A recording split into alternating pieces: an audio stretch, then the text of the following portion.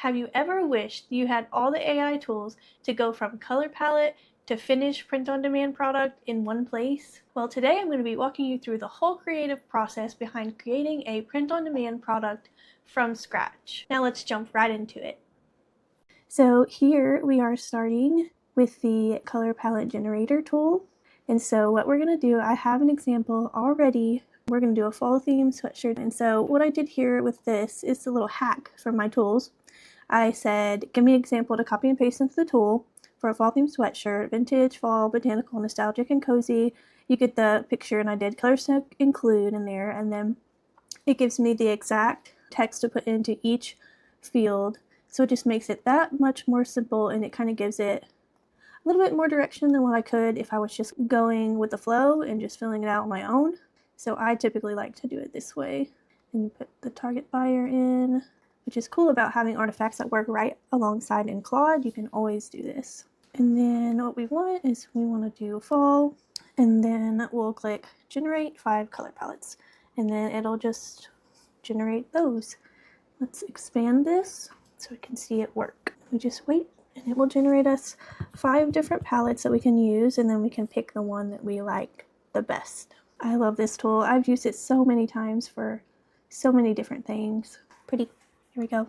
Ooh, this is nice. And if you see here, you can click one and it'll copy it for you, or you can copy the whole thing from this and drag it straight into Canva, or you can take it into the element and clip art prompt generator that we'll go to next. I really like this one so far. And what I like about this tool that I've created is that it gives you some font pairings, a mock-up scene that will go with it, the mood, how it feels. And so if you want to make other things with it, with that, you can, and it'll give you each color name, which is really awesome. And then it'll give you slight variations on this, just different ones. It'll give you like a more bold one. It'll give you a lighter version. It'll give you one with a little bit of a variety in there, and then one like this as well. And you can just see which one you like the best. I think I am feeling for this one, since it's print on demand, and I'm thinking that I want to do it on like a sand colored shirt or a white shirt. So it kind of has to go with both. Because if the sand color is similar to this color, and so I don't want it to match exactly with the background, but we can always adjust if we have to. But I think honestly I'm feeling this one, the Harvest Velvet. So what I'm going to do is copy these hex codes right here, and I'm going to get out of this and back into my clip art prompt generator. And I think what I'm just going to do, I'm going to bring up the tool, and what I'm going to do is just paste this in here, and you'll see it pulls all of those into here. But I want to bring this chat back up because I want it to fill out this tool for me. Since we already have the hex codes in there, we don't need it, but you could always do it this way, and it'll just give you some random ones. But as far as the styling goes, I'm just going to go with the style and just copy and paste just like we did in the last one. And then here, what I want to do, botanicals and florals. I'm going to throw some text art and lettering in there. I think that would be good, honestly. We can do isolated elements. That will be good for print on demand. And then I'm just going to do square format. Let me make sure everything looks good. Okay, and then we're going to do, let's do vintage and retro. And then anything to include or avoid, I would say that's what we want. And then specific text. Let me see, because I want it to come up with some text. I love that you can work alongside Claude with these tools, because then it will give you specific things. I might gather and grow. Give me more examples with retro fall feel, and we'll just see what it comes up with here. I mean, you could always do sweater weather. I feel like that's a classic. Groovy gourd, that's cute. We'll do that one. Always do the typical ones. But you kind of want to think outside of the box when you're doing text-based. I feel like there's a lot of the same. Let's just go with those, and then we'll see what it comes up with. Anyways, just wait for these. I've had a lot of fun with this too, and I've made clip art and text art and elements for my communities that I add every quarter or so. Just randomly here and there, I add more clip art to my communities as part of the memberships there. And these tools, all that I am working with today, they're all in the communities as well. Let's see. So let's copy this. And I love how it takes into mind all the colors every single time. And today we are going to be working in Kittl because they output everything at 300 DPI and you don't have to go and upscale it.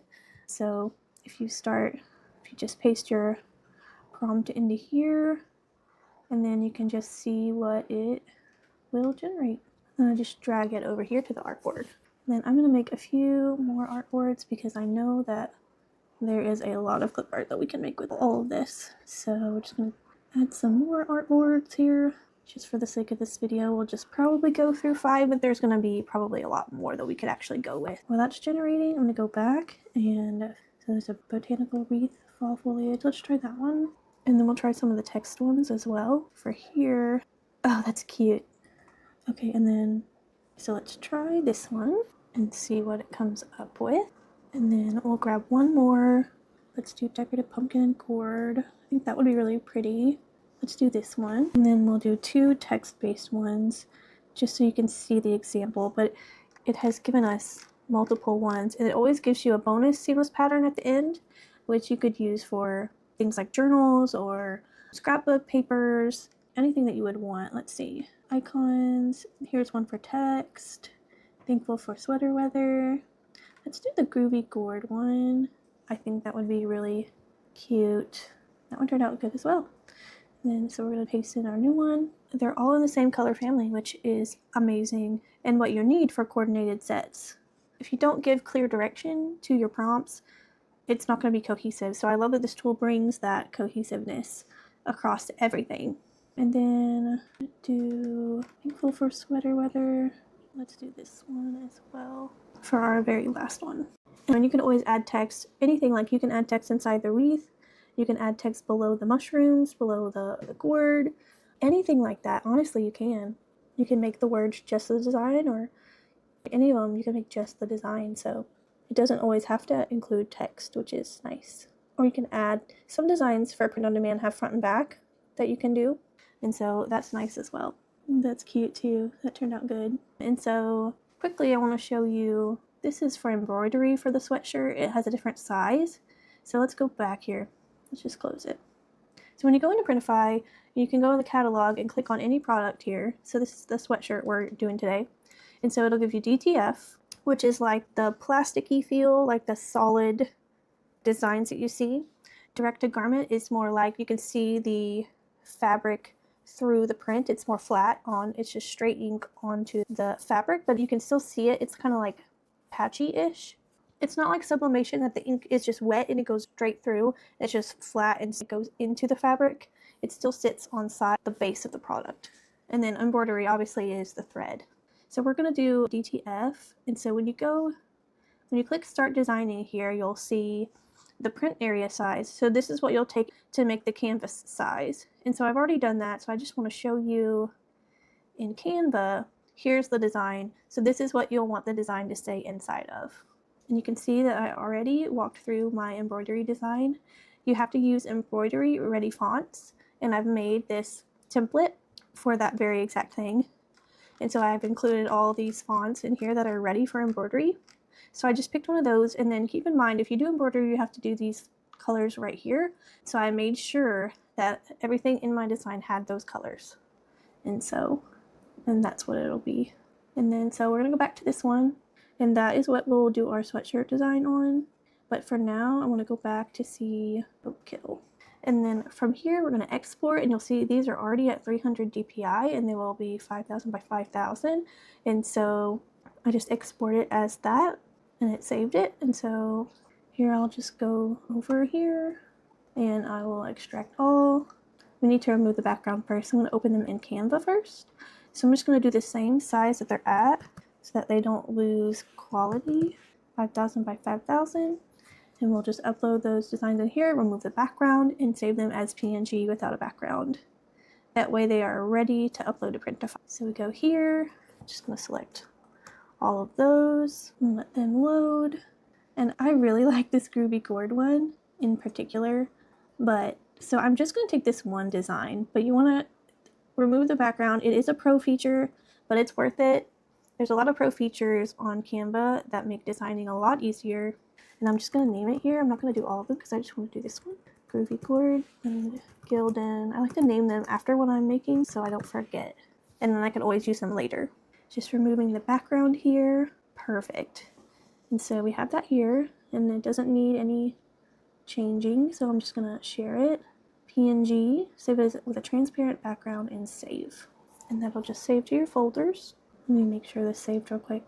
Save. And then we're gonna take it right back over into Printify to get this mockup on this end, because we are going to use it in our mockup prompt generator. And what I like to do is I like to save it. See, that's perfect.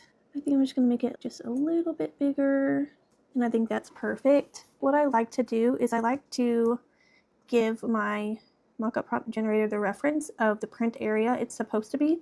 So I always take a screenshot of this, and then you go to preview, and I usually download this first mockup here that shows exactly what it's supposed to look like.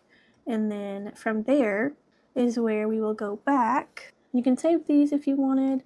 I'm going to go ahead and I'm going to copy all of the prompts because I want to save it for later. That way I don't lose them. And we're going to go to the Print on Demand prompt generator tool, and we are going to plug everything that we have in here. So this tool I built for print on demand products specifically. So we're going to go single product, design is already placed. And then for reference, I like to add in this picture. And then down here is where you plug in the print area zone template. That's where you'll plug in the actual template part, and it'll take both into consideration. And so here we have different product types. Sweatshirt. You can put the exact product size if you have it, if you need it. And so this is DTF, so we're going to click that. This, we're just going to do worn by a woman. We're definitely going to do fall. We're going to do Vermont in fall. And then I'm going to do nostalgic and retro. Let's do golden hour. We're going to do earth tones. And we're just going to do it for Etsy listing and see what we get. So here we are. We have the prompts that came up for our sweatshirt. So we're just going to copy this first one. We're going to go back to here. And what I like to do is I like to add the reference photos in. So I'll take this one, and then I'll take this one in, and then I will paste the prompt in. And let's just see what we get here. We can always go back to the next one. What I like about this tool is that it gives you 5 different ones. And so they're a little bit varied. And so you can run 2 different generations and get your 10 photos. And you can change up the style or the scene based on the settings that you pick. And then you have your 10 photos for your listing or Etsy, whatever you're posting on. Let's go back and see. We can do the same thing. I like to add the same ones back in every time. It used to have a feature where you just would get it from the library, and that was a lot easier, I feel like. But now it has you pulling it every single time if you want to upload it. And then you just paste the second prompt here. I usually just wait for it one by one because I feel like ChatGPT can be a little bit slow. It can get backed up that way, so we'll let this one load and then we'll send the next one in. Oh, and this one turned out really cute. So I'm going to do the next one here. Didn't look like it picked up the pictures there, so okay. And then we'll send this one, and we'll let that one load. I've noticed one thing that ChatGPT does is it uses the same model, which I do like that, but it uses the same direction facing, I feel like, the whole time, which you could kind of change that in there. But I think it's just the ChatGPT thing. I mean, I like that it keeps it cohesive, but at the same time, they're all looking the same way. I've tried Kittl, and I've noticed that ChatGPT does that. So you could always tweak the prompt just to give Chat more, because it just says walking down a leaf-strewn cobblestone street. It doesn't say her looking one way or another. It doesn't give that direction. It just says walking down the street. And so I feel like Chat just prefers this look. But it turned out beautiful, so we'll go on to the next one. So I went ahead and grabbed that next one, and we're just going to go ahead and send this next one in. Oh, I love this one. This is gorgeous. She's actually facing forward, sitting on some hay. This is just so cute, a little pumpkin patch. That's adorable. And then we're just going to send this next one in that I've pasted, and just wait on that. And this one turned out beautiful as well. And now I have the very last prompt, number 5. And then I want to show you how you can use print on demand to do embroidery designs as well. One thing I want to show you real quick, if you're using your own design, You just go here to upload and then add your design. And something I want to show you, right now it says 300 dpi. So if you make it smaller, you see how the dpi goes up. And so if you have a design that isn't quite 300 dpi, I think what you can do is you can make it smaller and it will increase the resolution on the design. But since this one is already 300 dpi, the bigger it gets, the smaller the number. If you were to blow this up on a shirt, it would fall into the medium. And then if it was like this big, it falls into the medium as well. But you want to stay within the print area, of course. And since I made it in square, you could also make it in this. I'm pretty sure this is 3:4 ratio is what this is in. But you could have the clip art generator make it for this specific size so that it follows the size more. But I typically, if I don't know what I'm going to use it for, I usually just do the 1:1 ratio. So let's go back. And then to preview it, you just click preview and it'll show you everything. And it does come with mockups, and they've gotten a lot better than over the years. They used to be really plain, but they've gotten a lot better. I would say you could probably include maybe not more than one of these. I wouldn't, unless you just want to show it blank, maybe show just the blank ones, or maybe just show just one of these mockups, because you can use tools to make it your own and so that you don't have the same mockup as everybody else, especially with the tool that I'm showing you. Let's go back to this one. And sometimes lately chat has been, you have to refresh the page for it to show you the actual picture. Ooh, I like this one. It's more of a moody type. She's holding coffee. See, I like this. I'm gonna save that one too. And it looks really nice. It looks like it would. I hope you enjoyed today's tutorial of all the AI tools that you can use with print-on-demand products. You can find all of these tools in my sales page or in my school community. You can get access to all of them. And if you've stayed this long, I have a free gift for you. Linked in the description below is my free color palette generator. You can open it in Claude and start using it right away. And if you like videos like this, I have a live design lab every month in my communities. This one is for print on demand specifically, but I also have a stationery and digital product community where I do one in that one as well. The link to both of my school communities will be in the description below if you want to check them out. If you found this video useful, give it a like. This tells YouTube to push it to more people who may need it. As always, I'm praying for you, I'm rooting for you, and let's go build something beautiful.